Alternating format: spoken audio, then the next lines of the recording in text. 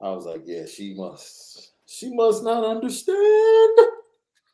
Lucky Lefty Podcast. What's good? Good. Happy Tuesday to everybody. What do you eat on Tuesdays, bro? Because the Taco Tuesday thing is kind of played out. Like, it is. What's your Tuesday? For me. My wife and I, we just started meal prepping, right? Really? My wife, yeah. My wife, she started her journey, her lifestyle journey, probably a year and a half ago. So she started out a long time before me. She's down, I think, 60. She's lost 60 total.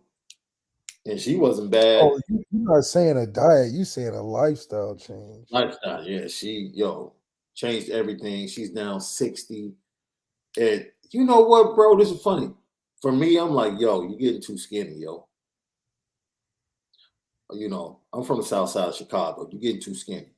Yeah. I don't need that. Right? Everybody knows, well, let me, I'm the GC, so I don't want to get too into it. I'm just saying, you gotta have something. What they say, leave the Jenny Craig to Jenny's. Leave that to the Jennies of the world. Yeah, dude. So it's like, hold on now. We might have to have a limit here. Like once you get to like, yeah, we got a limit. Like, be cool. Because women do that. They get obsessed with it and try to lose all this weight. And I'm like, wait a minute. Yeah, that's like, not how I what met are you you. I didn't meet you working out. Yeah. And crazy and hard and losing all this weight. It's a balance between how they want to feel and then what I want to look at. You know what I'm saying? I don't want to see the girl from high school I started dating. You dig? No. I like the girl that got to about 30 years old and was like, pickety plow. Like, it's funny. I actually watched this show, and Megan Good's sister is married to Eric Bellinger, the R&B singer. Yeah. So she wanted, some work done, to her breast. She went in wanting augmentation, right? Meaning she just wanted them, the natural kind of work done, lifted a little perky. And Eric Bellinger was in the consultation, and Eric Bellinger was like, man, if we spend the money, we might as well enhance, you know what I'm saying? We might as well, give your boy something to look at. Straight up. If we doing stuff. Right. If we gonna do something, let's do it. Yeah. I thought that was hilarious, man. But yo, no Taco Tuesdays with us, man. No Taco Tuesday, dude. I might do I'm a turkey burger dude on Tuesdays. I got a spot in the MC. I'm a turkey burger dude on Tuesdays. Turkey burger.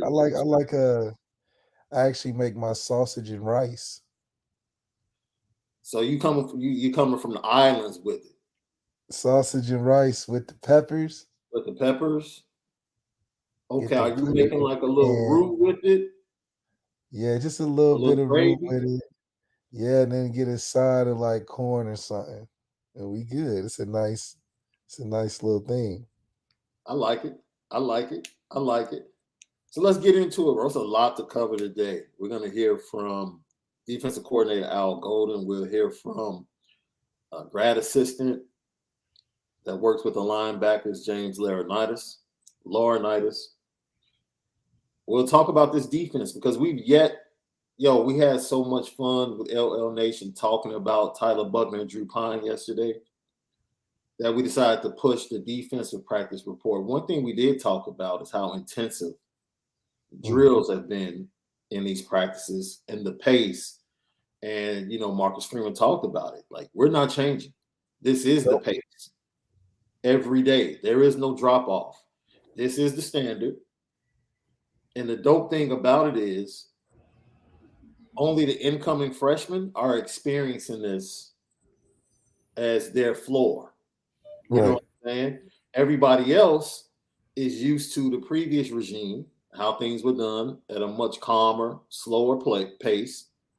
And hopefully, these are the things that allows Notre Dame to go out and compete, play fast against big teams in big games. And we'll see September 3rd what type of effect it has. I will say this: the depth of this roster is being sadly underrated by a lot of people. USA Today poll came out yesterday. Notre Dame was ranked 5th. Ohio State was ranked number 2. So it'll be number 2 versus number 5. USC was ranked, if I'm not mistaken, 13. And Clemson was in the top 10 as well. I think Clemson was, I don't want to misquote. I know they were in the top 10, but either way, we'll get that in a second. But either way, as we continue to talk, your thoughts about where Notre Dame jumps into that initial poll at number 5, 2 versus 5, when they go up to face Ohio State on September 3rd. Do you think that's fair? I think it's hard to say 5 only because how can you put 4 teams above a team like us who's been consistently floating around the playoffs for as many years as we've been? I think any team that's outside of Ohio State and and you could say Alabama, Ohio State, and Clemson, it's hard to put that 4th team above us, really. So I think if anybody, we should be the 4th best team in the country on a regular default standard. And then from there, we can see where we fall.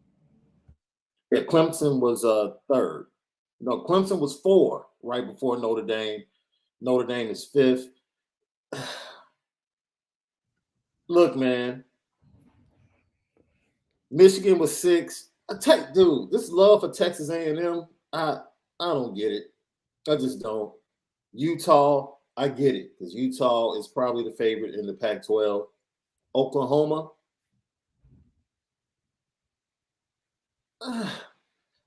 Oklahoma and Baylor, but Baylor is the defending Big 12 champion. So Baylor's I been would more probably consistent. lean towards Baylor right now, especially if they get the quarterback situation handled. You know, I mean, they signed Austin Novosad for the next class in 23, but they still have some questions at the quarterback situation for the season that is 2022. No, absolutely. And you know what's crazy is that with us being 5, we usually don't fall below 10. So we float around 5 to 10 range all season anyway. Yeah. Bulldogs and the Buckeyes. Bulldogs 3, Buckeyes 2, Alabama number 1. That's USA Today coaches poll. I mean, the top 3 you pretty much knew. The top 3 would be who they are, right? I just don't see it changing too drastically until the coaches at those places change. But for us, I think if anything, out of all those schools in the top 5, we have the biggest chance to jump with a guy like Marcus Freeman. A lot of these guys are kind of solidified foundational pieces, but that also means they can be passed up. You know, I don't think there's much more you can get from a Dabo or Saban other than their consistency. Yeah. But with us, we can bring something to vault us above those top spots that are hold right there. The interesting thing about this ranking is that when you looked at Athlon, Lindy's, and all those other publications, Notre Dame was floating anywhere between, I'll say, 7 to 13 in that range. So to see that the coaches have more respect for the talent on Notre Dame's roster and the respect that I think has been garnered by that staff on the recruiting trail, I think that's why you see Notre Dame on a different level than the publications from the prognosticators and those that call themselves experts. Mm-hmm. So, yeah, big news yesterday. Shout out to Barrett Sports Media. They broke the story yesterday, I believe. The Big Ten would no longer have games on ESPN, which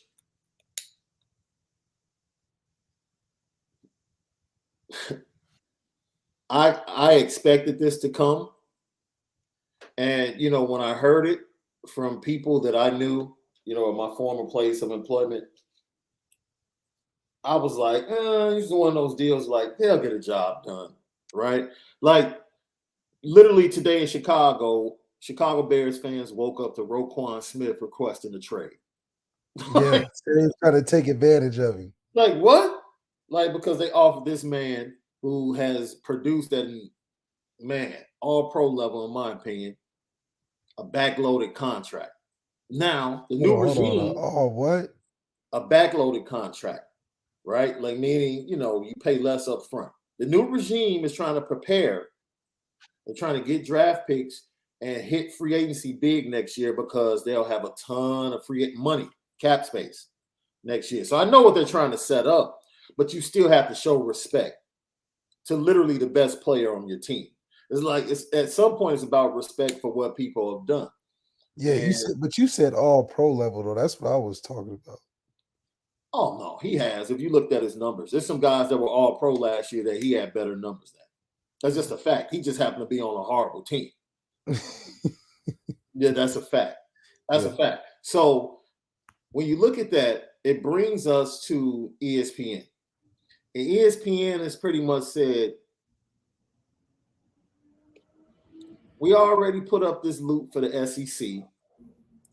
The SEC network is already under the ESPN umbrella. The ACC network is already under the ESPN umbrella. The SEC has dominated and is the better package. So why should we pay for an A package from the Big Ten? Yeah. Like why? We can just invest all our money into the SEC as our A package. The ACC and some smaller conferences is our B package. We're bringing in the HBCU aspect. ESPN is like, we're good. If you want to walk, go ahead and walk. That's right. Big Ten, it's a win-win for everybody because the Big Ten immediately, CBS wants to come to the table, NBC wants to come to the table, right? But this is the thing. They're only going to get B packages, right? That's right. The main package is going to be Fox. Main pocket package is going to be Fox along with the Big Ten network. Mm-hmm. CBS and NBC will be vying for the B package. That's right. The Big Ten. Here's where Notre Dame comes into play. Notre Dame already floated 75. Look, whoever, 75. Like, this is what it's going to take. Jack Swarbrick, man, that's why I retweeted this on my Twitter feed with the young man kicking his feet up, eating popcorn. That was a live look in on Jack Swarbrick yesterday because he anticipated this. He saw it. Very good relationship with Kevin Warren. Yep. Who went to Notre Dame, graduated from Notre Dame. They have a really good relationship. I'm sure they've made discussions and talked about what the Big Ten has in mind. And so Jack Swarbrick is sitting back saying, okay, we already put our price out there. Now that our price is out there, now we sit and wait to see how much money you give them. Right? Because based upon the money you give them, that's where we see our value. That's where we see our value. That's right. From a brand standpoint. So we basically gave you what it's going to take to come to the negotiating table with the 75. Right? And a lot of people are like, oh my God, that's too high. No. No. You got to see the money that's about to be floated around. Right? And if CBS and NBC give big money for a B package, once again, a B package, right? Right. NBC, before all of this came to a head on yesterday, they were already reportedly talking to the Big 12 as being the 12 o'clock game and being their B package for college football. Wow. Yeah. They were already talking to the Big 12. Yeah. Those were the reports. Now, they're like, man, we're going to push the Big 12 to the side. We're going to go after the Big 10, right? So the Big 10 can come to NBC, but the Big 10 is getting that 12 o'clock slot. Yeah. That 11 o'clock kickoff. That's it. That's it. The main attraction is Notre Dame. It's Notre Dame, right? Right. So yeah, we'll take the B package, but the main attraction is Notre Dame. The point is, if you add a B package, as you say, what does your boy Fat Joe say? The price today is not Yesterday's price yesterday's price is not is not today's price. today's price. That's true. And that's why Notre Dame is comfortably sitting back saying, go ahead. Yeah. Go ahead. Handle your business. Handle your business. We'll sit over here. Ready to match or go up. And do whatever you have to do. And that in itself, hopefully makes the fan base feel a lot better about what's going to end up happening in 2 to 3 seasons down the line when that contract is up, right? The fact that NBC is going after that B package lets you know, because we didn't know with the NFL on deck, Sunday night football, Thursday night football, we did not know whether or not NBC was interested in college football. Yeah. Now we know they are very interested in college football. And if they're they seen the best thing going, Yeah. And I'll be honest, Brian Kelly leaving might have been the best thing for negotiations in Notre Dame. The program has a more youthful vibe to it. It appeals to a younger audience. I believe players around the nation, the young people around the nation, are now going to be tuning in to Notre Dame games because of Marcus Freeman, because of what they're doing in the media, because of the recruiting trail, because of a lot of things that's trending in a positive direction for Notre Dame. And with that being said, you have to think that NBC might have done a 180 from where they might have been, say, middle of the season last year, right up until today. They might have had some internal discussions like, you know what, we were thinking about getting out of this contract, but man, this is totally different. This is the Notre Dame we thought we might have been getting. That's right. Now, so do we jump out now when everything is about to take off and let someone? It's almost like you hear this all the time. Like you date somebody, they were nobody. You bring them around, all of a sudden they start dressing better, they start looking better. Everyone starts to know them, and then all of a sudden they're like, "Oh, I don't think it's working out." Hold on, I brought you to the game. Well, wait.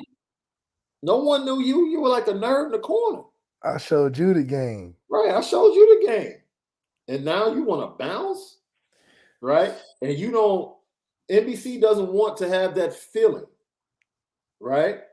Because look, they took Notre Dame when they were independent. Let's be real. NBC has stayed with Notre Dame through some lean years. Some lean years. Some real lean years. Before Coach Kelly got there. Right? That's and right. then things got better, right? But it's probably still, more than likely, it didn't reach the expectations that NBC had, especially as the world evolved. Right. Social media and everything getting younger and fresher. Right. Yeah, NBC kind of stayed archaic in that sense. Yeah. But because of that, Notre Dame's narrative was archaic. It was like turning on PBS channel for some people because of the NBC channel 2 or whatever the case may be. Yeah, it's interesting, man. So, a lot of people asked me yesterday, like, what's your initial thought process? And I'm like, dude, Notre Dame is loving this. They're loving this. It's almost like the guy in free agency in any sport that's like 2 years away. Right? Like the quarterback that's 2 years away from free agency that just saw Kyler Murray and Deshaun Watson's contracts, they're like, oh, yeah. Oh, yeah. Joe Burrow. Right. Joe Burrow was like. Hands together pretty good. Yes, sir. Joe Burrow's like, yeah, it's going down. It's going down. Don't let Lamar get $300 million. Right. It's going down. Let him get something silly. Yes. And Notre Dame is like that free agent. They're watching all this money being put out there, and they're like, yep. They're gonna be like, you can't expect us to take less than that. No. So Notre Dame is one thing there about it, that's making the move at the right time. yeah. So honestly, today, one time and one time only, LL Nation, I would like us to take a time and a moment on the Lucky Lefty podcast to give an applause and a thanks to Brian Kelly, hearing from God.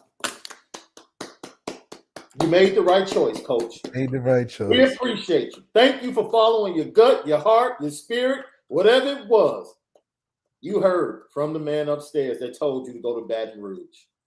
Heard from them pocketbooks. Thank you. Thank you.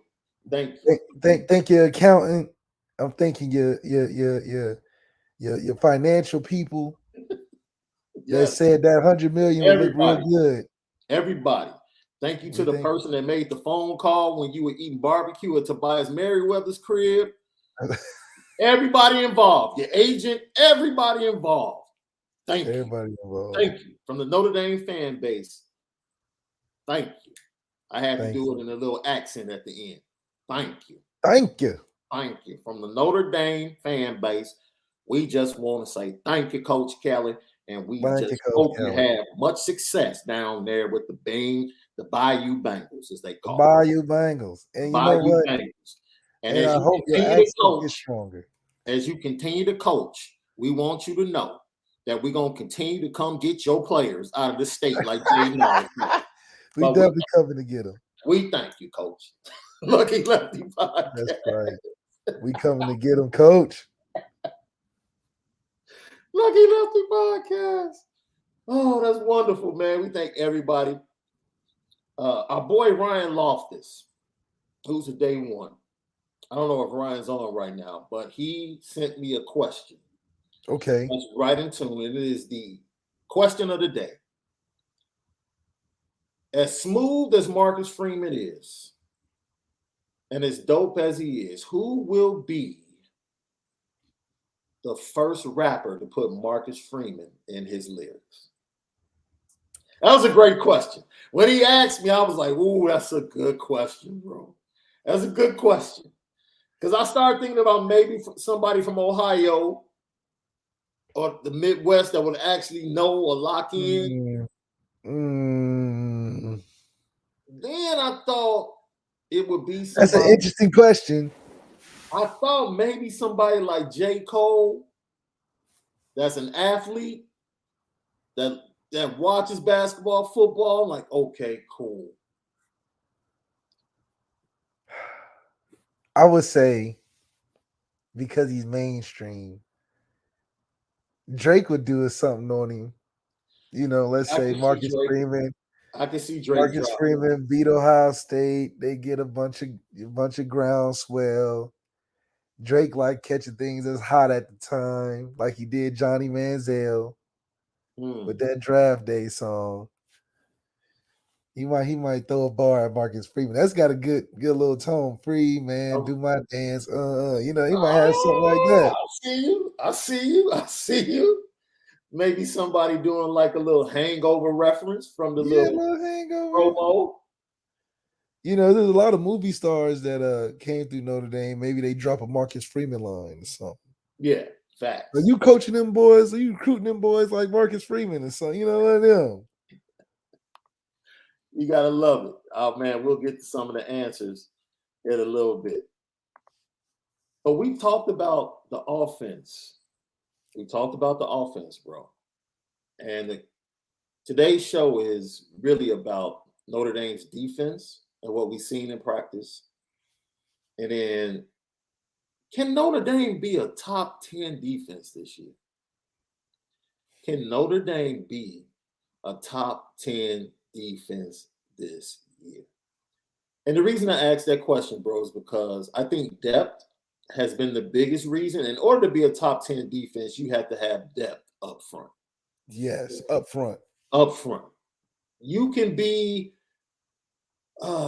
not as dominant on the back end, but as long as you're sound and dominant up front, you can be a top 10 defense. Wisconsin does it all the time. Like Wisconsin's talent in the secondary isn't great, but they're so solid in the trenches. And with the makes up for a scheme, lot. with Jim Leonard being all Big Ten as a safety, he can teach that position and say, look, we don't have to be great. We just have to work in concert. As long as we don't have any busts and we don't have to, we don't gotta have a first round guy. There you go. Because the front seven gonna get most of it done. Yeah, we just have to support the strength of our defense properly. That's right. And that's what Jim Leonard does a great job of teaching at Wisconsin. So can Notre Dame, a team that most people question their secondary in the national media, and that's based off a bowl game and not really digging in on tape and seeing guys like Tariq Bracy, seeing guys like Cam Hart, not Cam Ward, and not understanding who Brandon Joseph is. And we're going to get to the importance of Brandon Joseph when we hear from Al Golden in a little bit. But I think for the first time, Notre Dame will be under 90 yards per game against the rush. Yeah, because we was averaging 100, right? Yeah, for the last 2 seasons, they've been up over 100. And definitely to improve, that has to change. Yeah, you want to be able to make teams one-dimensional and having an average of 100 is not one-dimensional. So if we can limit teams, I even put it to 60 yards a game, it's going to put a lot of stress on that other side of the football, passing it, and it's going to give us an opportunity to make a lot of turnovers as well. Yeah. So that's the benefit of making teams one-dimensional. I think we have enough talent to do that, at least cut off at least the run or the pass. Maybe not both, but for Ohio State, we need to cut off that run and limit them to around 60 yards rushing. Because if we do that, I'm fine with everything else because I know that's just hard for any quarterback to throw the ball all game 40, 50 times a game. Yeah. You know what's interesting about that? This front seven, when you have guys early on, right? This is the one thing that I don't want them to do is to be so hyped up and understanding that they have to get to CJ Stroud, right? And they're too amped. Too amped to get to CJ. Too amped to get to CJ, and they get hit with screens and draw plays early in the game for chunks. You know what I'm saying? Like, you coming off the edge. They rushing too far field. Yeah. It was a screen or something. Yeah. Discipline is going to be key early against Ohio State because I think the overall depth of the defensive line is going to get to Ohio State. Might not be the first quarter. Right. That's what I'm saying. It's going to be that's why what we say earlier, we have to just keep it within 10 going into the fourth, right? Yeah. We keep within 10, meaning that we giving them all they can handle. And then that depth by that fourth quarter is going to come into play because we just got too many guys, And now, like you said, now they become one-dimensional. Right. Like they get to the middle of the third quarter, late third quarter, and you've made them one-dimensional. And by the third quarter, like all the plays that have been scripted, you pretty much, those plays have been exhausted. Now you've seen everything. They might have a trick play up their sleeve, but that's about discipline like we talked about. Now you've exhausted the game plan, and now it's all about, okay, who's going to make the plays? Like, we know what you got. You know what we got. Let's go. That's where the depth comes in, and that's where their lack of depth on the offensive line starts to show. And if you can't protect CJ Stroud and you can't run the ball, I don't care how great your wide receivers are. I just don't see it going well. I mean, that has to be the game plan, and it's all about execution. And it's a 4-quarter game, right? So that's why Marcus Freeman is making it known from practice 1. We're not changing. This is the pace. This is the pace. This Absolutely. is the pace, right? Marcus Freeman is letting you know all of that pace and space that beat us last year, that's not happening this year. Yeah, that was really a big area of concern. A lot of teams are trying to do it. Virginia, North Carolina, Oklahoma State did it to us. But that was because you got to think, if you sat back in the pocket and stuff, i.e. Purdue, we're going to give you some fits because we're an active defense. So you try to slow us down by running tempo and get us in base stuff. Yeah. Our base stuff exposed a lot of our individual weaknesses, especially in linebacking core and tackling in open field. So Marcus Freeman has sought that out to address it. And we got some more talent in those areas to do better in. Now, first practices, I think Marcus Freeman spoke about this, but I talked about it briefly before we dug into the offense. You can go watch those previous shows, tap in on the Lucky Lucky Podcast YouTube page. Really good content, really good insight to what was going on at the practices. And then yesterday we talked about the tale of 2 quarterbacks with Drew Pine and Tyler Buckner. Yesterday we touched on this drill. I know you've never seen it. I've watched practice clips under BK for the last 10 years, bro. Last 10 years. I would see defensive players make a move and go to the back of the line and wait for their next rep. I've never seen garbage cans lined up the width of the football field. Blow the whistle, make your move, go to the next garbage can in front of you, get down to your stands, blow your whistle, make your move, go to the next one. Dude, I've never seen that. I've never seen it. So that's exactly what you're supposed to do. The focus of not wasting a moment. Every moment you can get to get a rep, to get better. There is no standing around here. We're not standing around. Every time you can get a rep to get better, we will take advantage of that moment. Like everyone. This is not just about the starters and maybe a few guys on the second team or that are considered 1Bs. Everybody gets a chance to get better today in every practice. And that's something that's going to increase that depth on the defensive line. I told you the run game drill, and we'll get to this. Matter of fact, I'm going to play Al Golden because this plays right into what he was speaking about when he met with the media.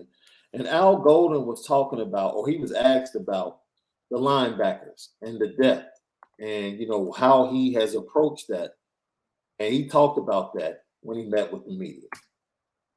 Roll them through. It's a great question. So at linebacker, we're rolling them through as much as we can between, Rover, Mike, Will, all of those things. So we do want to build depth that way. It's a long season and you don't know who's going to end up at Rover or who's going to end up at Will. So we're definitely doing that. Remember we talked about last week on the show positionless football and the way they're recruiting? Yep. They're getting guys that, we need you to play defense right now. Right now. You know what? We need you to come to the wide receiver room. We need you to return kicks. We need you to return punts. And they have at least 4 to 5 guys. Interchangeable. That are interchangeable, right? Even Emil Wagner, D-line, O-line. Absolutely. Emil Wagner, they're playing in the left tackle now. Emil Wagner can go to defensive end. Yeah. If the weight is not sustained, he's not sustaining the weight, let's put him at end. And it's high level play. Absolutely. As a guy you throwing over there is high level play. Absolutely. So what you heard from Al Golden right there is we have a lot of depth and a lot of talent at the linebacker position, and we're not locking him into a spot. He said we don't know where they're gonna be at the end, but No, we trying to get them in as much as we can and shit, see how it trying to goes. see what we have. What are Yeah. our best combinations, especially positional, this point on the field, in the red zone, like situational football, like in the NFL. Like, what do we need to do? And this is his strength, teaching linebackers. Is what he did on the next level, right?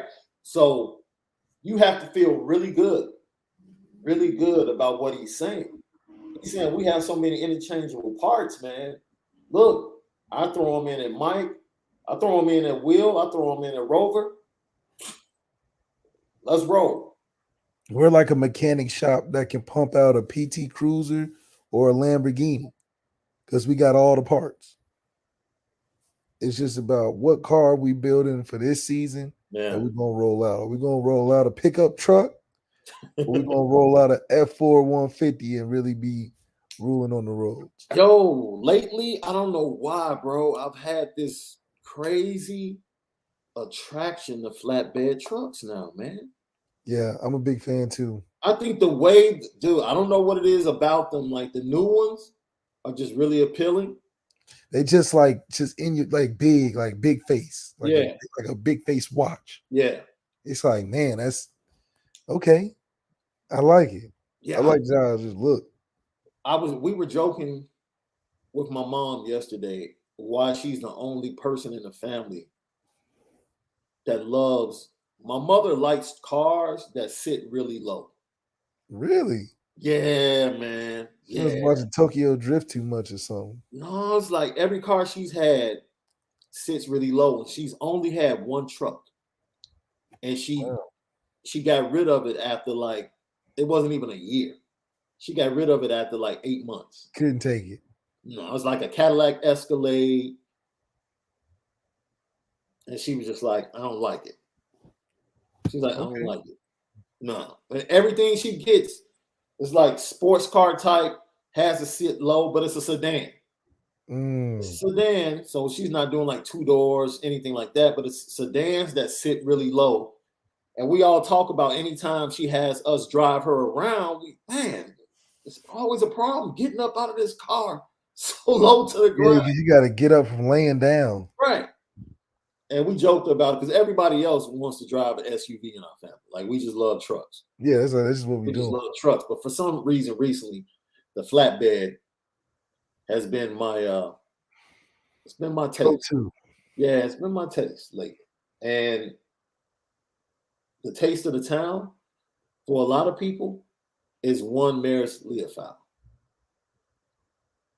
Yo, everyone expects great things from this guy.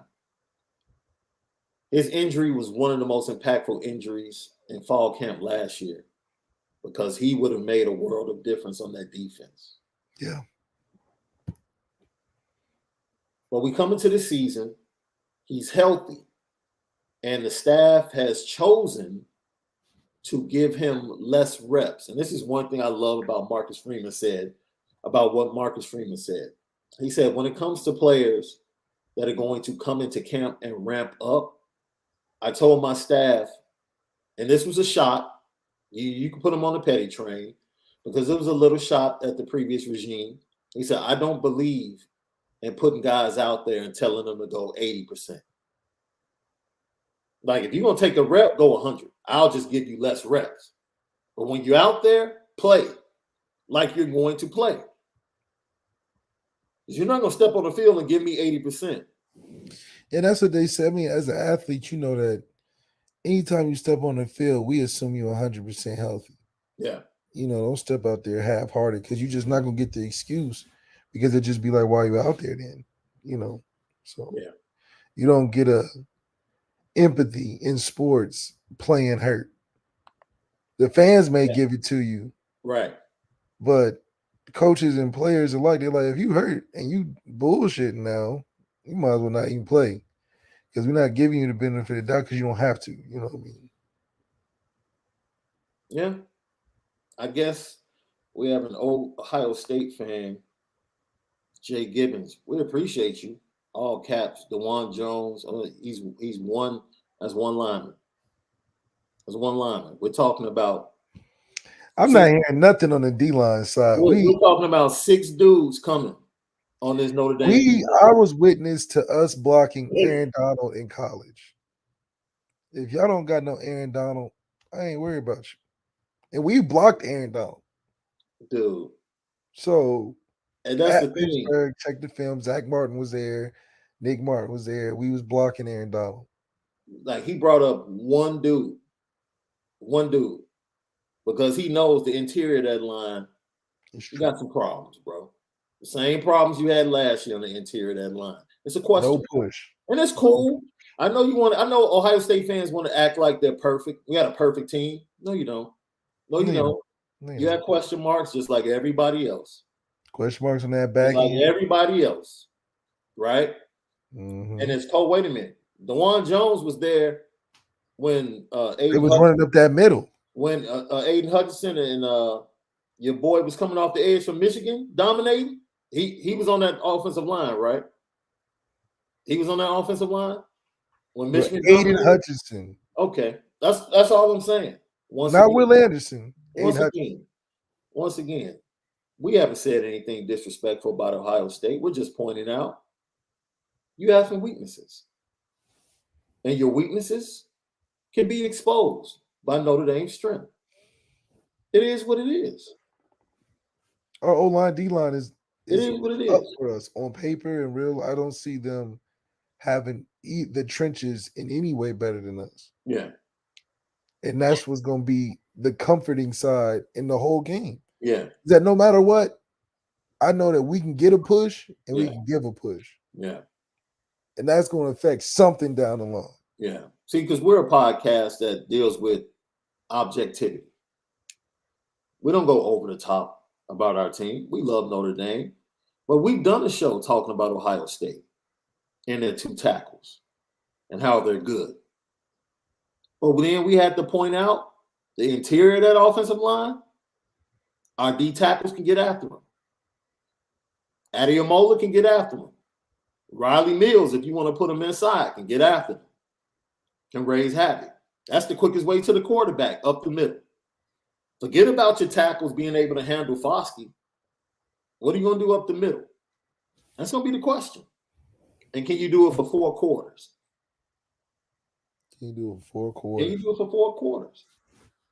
Notre Dame has a chance to finally creep into the top 10, but it's going to have or need playmakers on the back end, right? We know Brandon Joseph transferred from Northwestern. Evaluators have him as a first-round pick. We know this. Tariq Bracy, very solid in the slot, right? But we also know Tariq Bracy is going to be challenged, bro. First game, like Smith and Jigba, that's a handful, bro. That's like, we're not even asking you to hold him under 100 yards, bro. We're not even asking. Just don't let him catch touchdowns. He's a dude. Yeah, just don't let him catch it in the end zone. Yeah, we're not going to give you an unrealistic expectation. And his success will be based upon the defensive line's ability to be able to put pressure on C.J. Stroud. Like, that's indirect effect. But I told you about a month ago. No, it was longer than that. It was after the pro day. I heard some things when I was at Notre Dame for the pro day in the first spring practice or the first full access practice. And I told you guys, and I got backlash for it, that this secondary will play better as a group with Brandon Joseph as his leader than it did with Kyle Hamilton as his leader. And when I said that, people were like, are you saying Brandon Joseph is better than Kyle Hamilton? Has nothing to do with that. I think Kyle Hamilton's a better individual that can make a room better. Yeah. But I think Brandon Joseph makes the room better through communication and leadership more so than he's running across the field, catching picks, tiptoeing out of bounds. Not that he can't do that. He's a playmaker in respects. But that's not what he's going to be remembered for or led by. Like guys gonna gravitate towards Brandon intangibly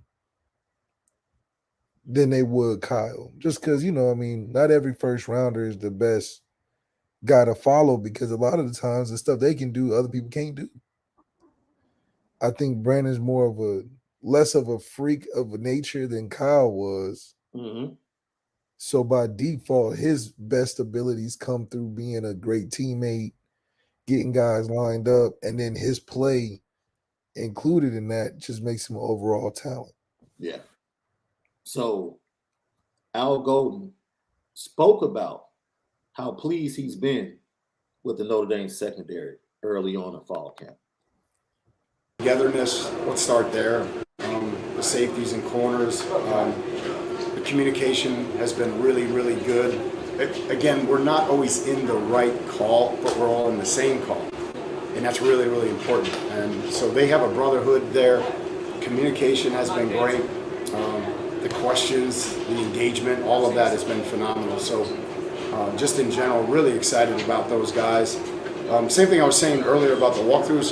We're changing different groups. We're giving guys different looks at different, with the first team or second team or vice versa. And I think it's great for morale, and guys are responding to it. So that's your defensive coordinator Al Golden talking about the secondary. Once again, the same thing with the linebackers. They love the depth. That sophomore class is stepping up big time on the back end, right? I can tell you now, if you thought Jaden Mickey was talented, the Morrison kid that's a true freshman, Ben Morrison, man, moves really well. The one thing that stuck out, he said they might not make the right check, but they all do the same thing. Like, even if it's the wrong check, they still are working. They in the right check for the call, but not for the play. Right. They'll check to the right thing and everybody will do it, but it may not be for the play. But it's like, if we're going to be in the wrong check, we're going to be in the wrong check together. In sync. Yeah, everybody doing it. If we're going to go cover 2, it's cover 2. Right.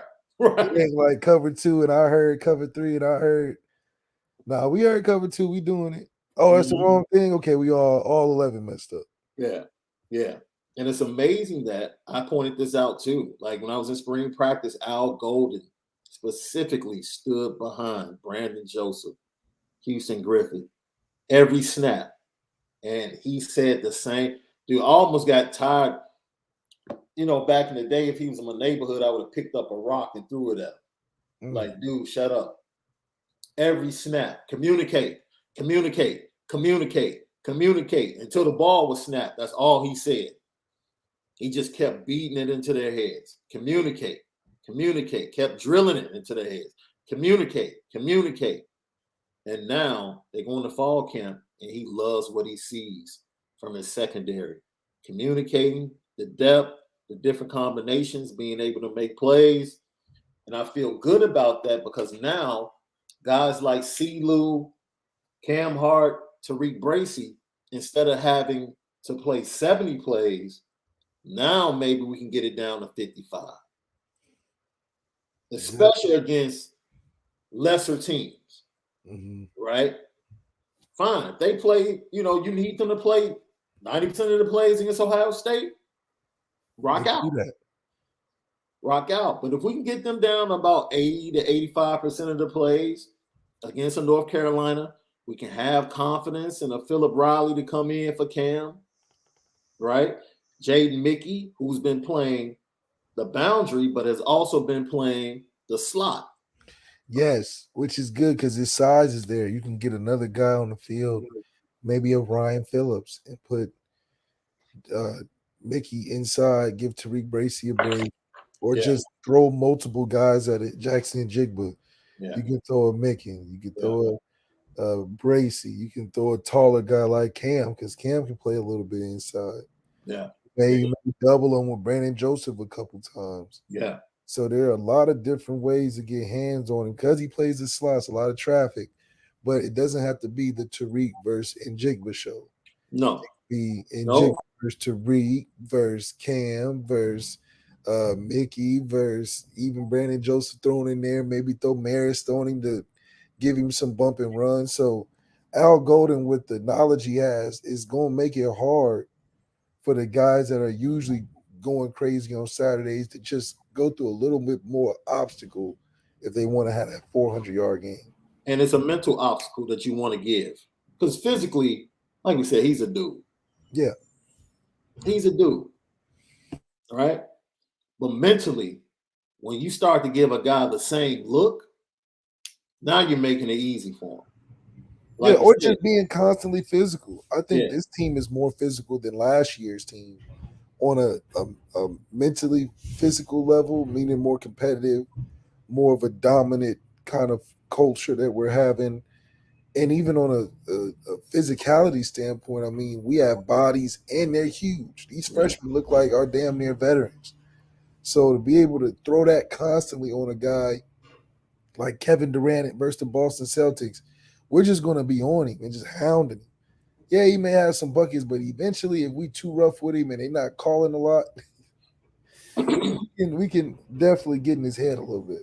Yeah, I agree. I totally agree. So, look, you have to be happy hearing the things that you're hearing. We understand it's only practice. It's only practice, right? It's fall camp. But I think we know what we have in the trenches defensively. And it goes back to what I said about Jim Leonard. I think Marcus Freeman mentioned this. Like, what Al Golden has brought is the teaching aspect of not going to do this and knowing the playbook, but knowing why. Know why. Why am I doing this? I know this is the coverage, but why? And that's a huge thing. And that's a huge thing because that's what I've learned going through my college experiences, having different coaches and stuff, is that a lot of coaches, and we talked a little bit about it yesterday, can tell you and coach the shit out of the play for 30 minutes. Yeah.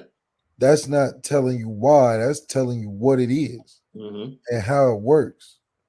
But guys like Al Golden, guys that I've been around when I was at Notre Dame and at Florida, not every guy can tell you why. A lot of guys can go to school and be under guys that are great coaches that tell you to play, but only a few coaches know certain information about things on how to do it. So, or why you want to do it. So I try to get really in depth with my quarterbacks, even in high school. My offensive coordinator is calling all the plays and telling them, this is what you got to do, this is what you got to do. But that's not how to play the position and doing it. Right. It's easy for the coordinator to be like, you just look here, then look here, and why didn't you throw it? He was wide open. But I got to tell, okay, quarterback, in order to do that, you got to look at this defender. If he leaves, then you got to look here. See, it's two different ways of going about the same result. But that's what we're getting that we didn't have last year. I don't think any coaching staff on this staff this year would go openly and tell media that we don't have the players. Because they're going to be like, I think all coaches that we have now are qualified to be like, I'm not accepting that because I recruited you because I knew you had the talent. Right. But I can coach for real. Right. Fact. So right. I'm not going to come and say you can't do it. I'm going to be like, I'm going to coach you. And then like, okay, your ceiling may not be there, but that's not me not having an excuse, you know. And it's crazy, right? Because to hear that a coach actually would say that, like, okay, like you do understand that reflects upon you. Yeah, because you brought them there and you have to coach them every day. Like while you're trying to throw them under the bus, it's reflecting on your ability to coach and do your job. So, man, the back end looking promising, trenches looking promising. And now I want to go more in depth about two of your favorite players because we got a chance to hear from grad assistant, which is crazy to say grad assistant, but that's his title, grad assistant that works with the Linebackers, teammate of head coach Marcus Freeman at Ohio State, James Laurinaitis. The first one he talked about is the guy we talked about that's at the middle of that defense that was injured last year in fall camp, but he looks to be healthy and ramping things up for game one. James Laurinaitis talking about his excitement to watch Maris Leofau. Marist when live period comes up, right? I mean, I think a lot of times what I love about him is you got to rein him back because we got to be able to practice and protect your teammates. But I think with Marist, the sky's the limit with his potential. I mean, he's long, he's able to be on the ball, be off the ball, play in space. He's smart. I love his attitude. Today he came up to me and was like, "Hey, just really make sure, like, if I am not bursting to the ball, just let me know." I'm like, "Oh, you got it. Like, I'll let you know." You know, but it's a constant commitment to want to be better. And some of that obviously is what happened a year ago, right, with the injury. But it's all about making sure that he is fully just locked in and day out. And he's been great. He's been great. But I think, man, potential-wise with him, he's a special talent. We knew that his freshman year, bro. We knew, boy, you go watch that North Carolina game from his freshman year, it was like, okay. Yeah, we can't wait to see this dude next year. And unfortunately, he was injured in fall camp. But he's special.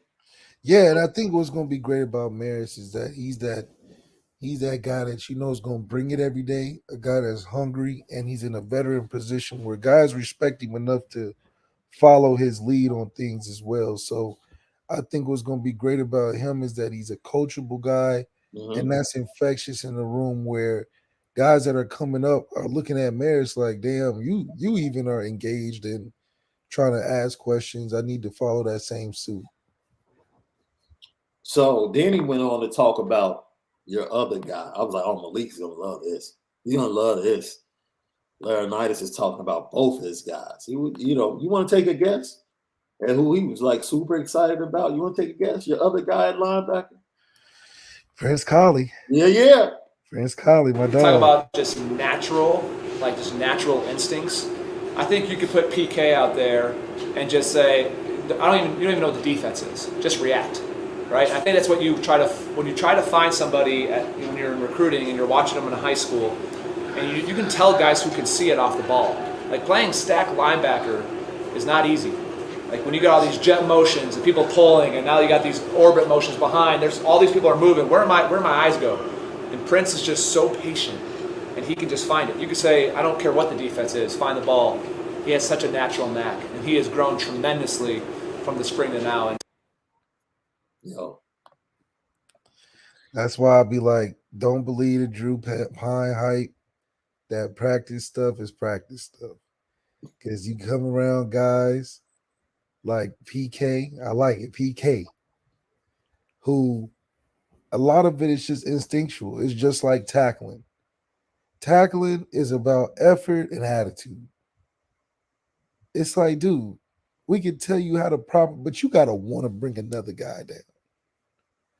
In defense, you got to want to find the football and bring it down. You want to drop flat and man-to-man and call a check, but when that ball is snapped, the thing that's going to end the play is with you finding the football. And with guys like Prince Collie, you can go to sleep well at night is that even if he don't do it right, he's doing something right.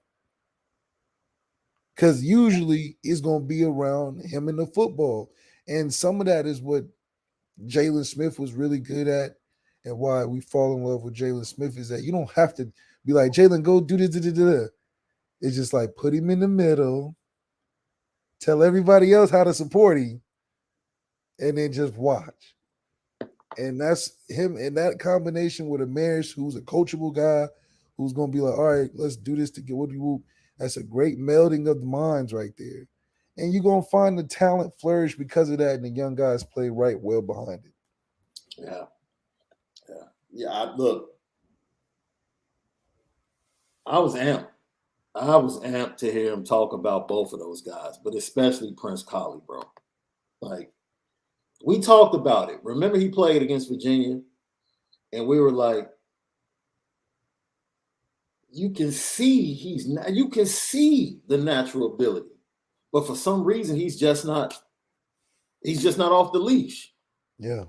He's just not off the leash. And a lot of that too is a control thing. I think sometimes, man, you get in some of these programs with these coaches that are hell bent on doing it the way that you're doing it. So they're not coaching to the talent; they making the talent play under their coaching. So a lot of that's just media stuff they throw out there to throw off the love of a player Yeah. to make it seem like it's his fault. But at the end of the day, it's only been a year, and it can't be that much development from that year to this year. If anything, y'all taking the reins off. We are not trying to drown him in overthinking by making him seem like he's not sure of himself. But now that he's sure of himself, you're seeing a totally different player.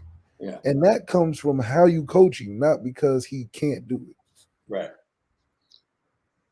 Thank you to our guy Truman Dumel for the super chat. With the experience of Harry Heastand and Al Golden, how good can our defense be nationally? And it's Howard Cross, somebody we haven't talked about, who has been, you talk about flashing. He's flashed tremendously the first few practices.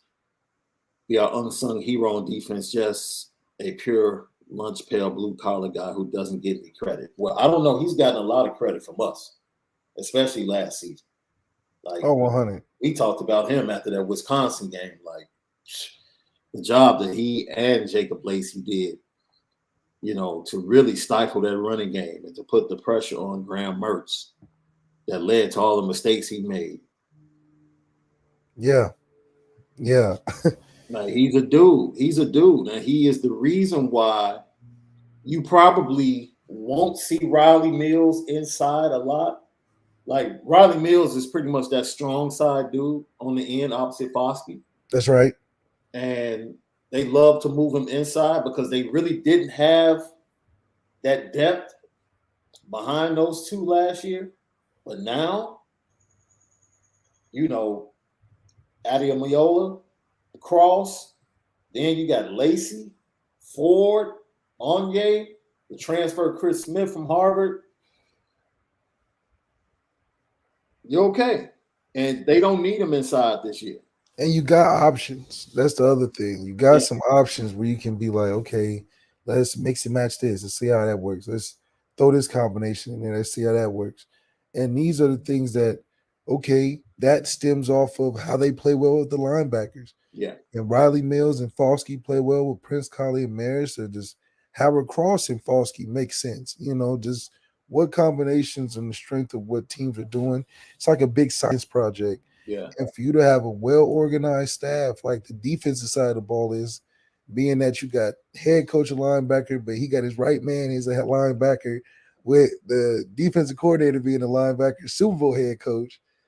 It's like, man, we got the pieces that all these players can go to as a resource where not only are they all speaking the same language, they giving real game. Yeah. And these are the things for these young linebackers, even in recruiting, that you need to look at as being a reason why you want to be there. And I think the different responsibilities that guys like Jason Adamiola, for example, I think he's going to be given the task to go wreck. Just go wreck. Be Warren Sapp. Get upfield. Get into the backfield. Make plays. Get after the quarterback from that position. And working in tandem. I can tell you now, the amount of stunt drills, whether it's TE or whether it's, linebacker crashing, A-gap, looping the end all the way around.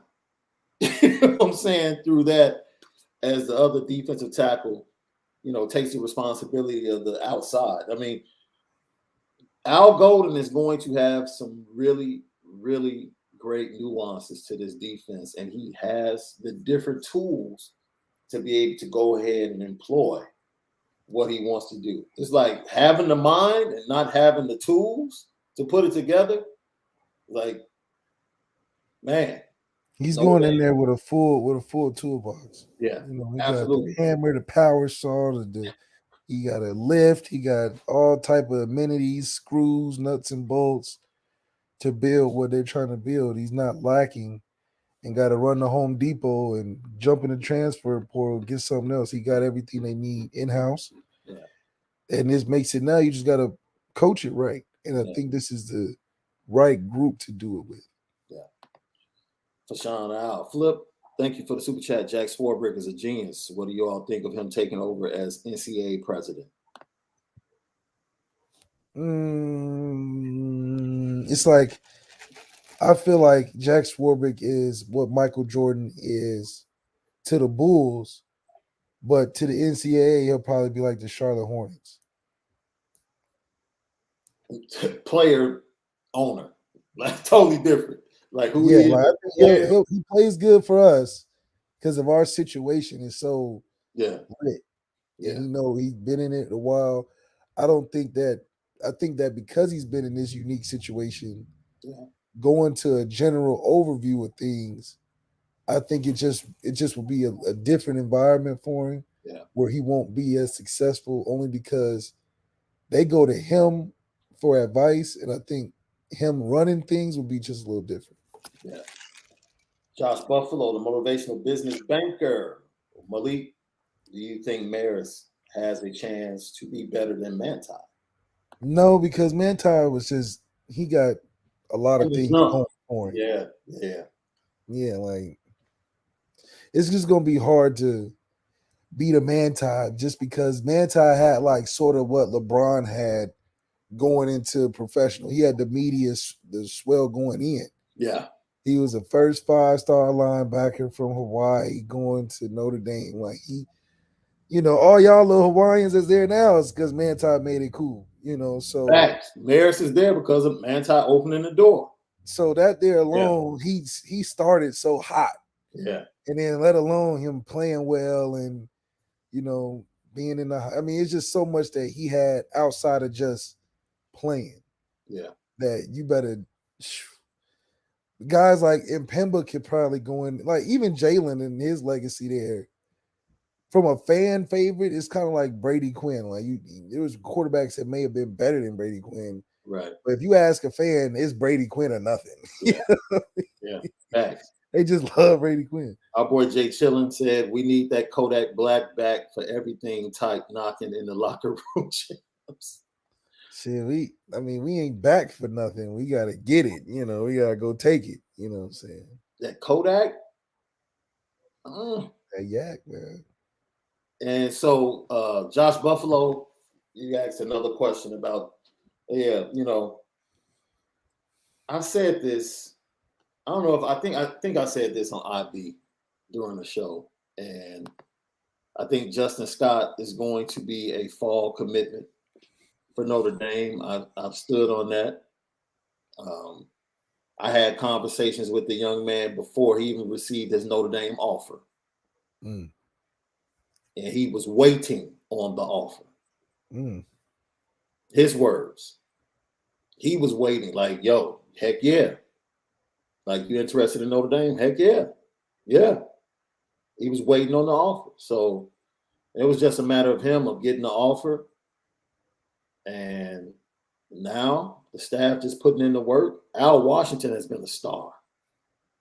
Like, if I had the 3 stars of recruiting right now, it would have to be Chad Bowden for the job he's doing, putting everything together. Al Washington, without a shadow of a doubt. And then from Al Washington, we're not counting Marcus Freeman. Like, no, we know he's a lead recruiter for everybody, right? But my 3 stars would be Chad Bowden. Then it would be Al Washington. And then from Al Washington, the job that O'Leary and Mickens have done with the class they put together in the secondary, even with the misses, like even missing on Caleb Downs, is like, dude. You're not stressing. No, they've done a fantastic job. I just think, like you said, Manti kicked down the door for, guys like Maris, guys like Jordan Botello, and who was the guy? I'm sorry, I'm not trying to be funny. Robbie Toma. Toma. He followed Manti from over there. So, and then his recruitment went down to the end. It was like USC, Notre Dame.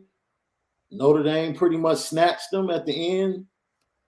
And look, I'll say this because I know he has the documentary coming out and it's a black stain. People laugh. Man, look, as a player, that dude is a top 5 fighting Irish all-time player. Yeah, yeah. Like, we can stop playing games, talking about catfish and all that. Manti Te'o's top 5 Notre Dame football player. Yeah. He's top 5. Top 5, right? Because I even asked you, bro, I said, yo, is Jalen better? Was Jalen better? And you were like, Jalen was a better player.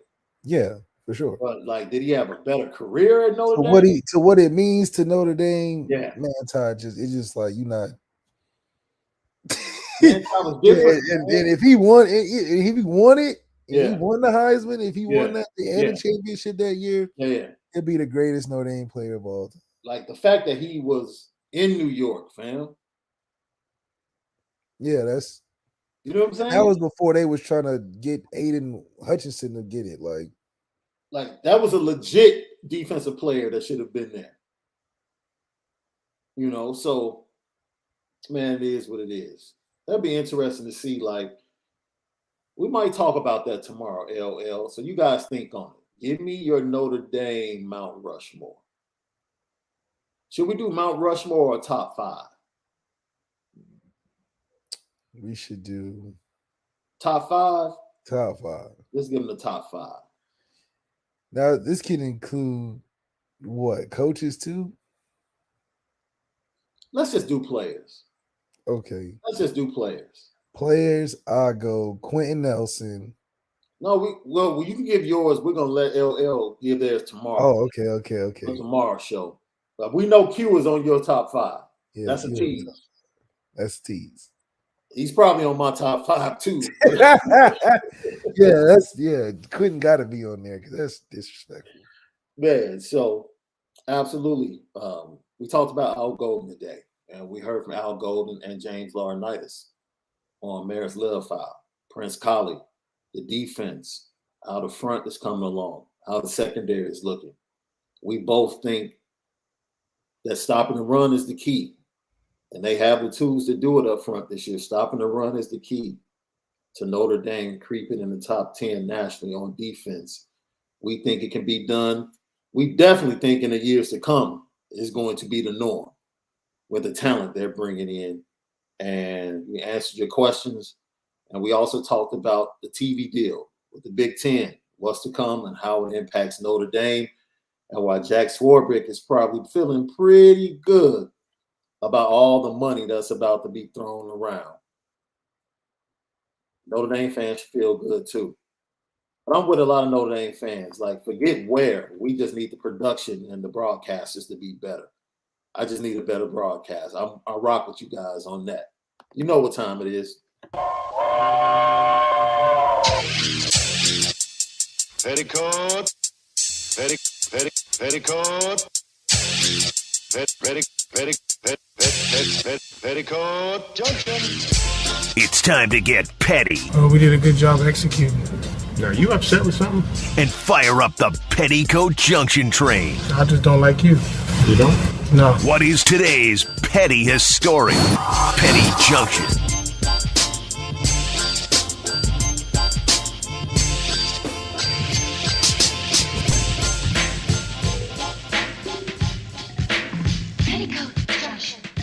Petty Junction. Petty story of the day, each and every day, brought to you by Onora Whisky. OnoraWhisky.com, that premium American whiskey. OnoraWhisky.com. Who's on your petty train today, bro? Who's on my petty train today? Oh, man, the list goes on. I think it's petty, watching NFL training camp videos. And they just like, oh man, they just go so hard. They like the Justin Fields when I saw this morning. It was like a ball throwing, like kind of messed up or whatever. And they're like, oh yeah, the Bears are gonna be great this year. Like, come on, like y'all take one practice highlight and just sum up the Bears' whole season or a player's whole career, and that's pretty petty. So stop doing that. These training clip highlights. They've been practicing all day. So if you catch one bad clip, you can't summarize that as that's the team's trajectory. like your boy Kyle Hamilton getting lit up in practice. Oh yeah, and you know I love Kyle's response. He's like, "Man, I am getting lit up on Twitter." Yo, I want to throw the Chicago Bears on the petty train, man. Look, everybody knows you're pretty much tanking. Everybody knows that you haven't put that receiver core you're tanking. You haven't put anything around Justin Fields. Your offensive line is in a flux. Your second round pick from last year, you're trying to trade. It's like this. It's the worst kept secret. Like, we know you have tons of cap room coming up next offseason. And you guys talking about we're going to beat the Packers. No. And you guys backload the contract and present it to the best player on your team, the captain on your team, the captain. He wears the C on his jersey, and you disrespect him like that? They just tell him to wait a year. Man, look, I don't know what else to say about Ryan Poles, because you give people a chance when they come in, a new regime. You give them a chance to prove themselves. And he immediately has two people come in and get in trouble with the law as free agent signings in Chicago. They get arrested. And it's just one domino after another, man, with decisions he's made. Oh, it's just not looking good for Bears fans. It's not looking good for Ohio State fans neither. I'm putting Coach Justin Fry, the offensive line coach at Ohio State, talking about working on the fundamentals so that when September 3rd comes around, they can just pull them out of the toolbox when they're ready. Well, let me tell you something. If it's not in you, it ain't in you. But it's ready for you. It's ready for you, though. You can come get it. But you're not pulling out nothing, trying nothing new on a team that's coming full force. We're playoff ready September 3rd, and I hope you are too, offensive line coach, because we got the best one in the country. If you're working on fundamentals in the summer, when you going to work on anything ready for the season? That's why that Ohio State fan jumped in with that one player. With the one player. He might be talking to one guy. Y'all ain't ready. Yo, that's the petty train for the day, man. We thank all of you guys for your submission to the petty train. You can always submit somebody for the petty train by just hitting us up on Twitter at SD2Mics, at Overtime Malik, on Instagram at Malik Zaire 8 on Twitter. Just hashtag it petty train or put the train emoji up, and we'll know you want to put them on the petty train and make sure that you put on there on the next show. So we appreciate you guys, man. We thank you for your support. We're almost there, almost tapping 2,500 subscribers. It has been an absolute joy for us to do this as a podcast. And man, you guys get us up in the morning and get us in front of these cameras because we want to chop it up with you guys and have fun with you. So with all of that being said, make sure you have a fantastic Tuesday. We'll see you tomorrow for another edition of the Lucky Lefty podcast. But most of all, spend it different today. We'll see you tomorrow.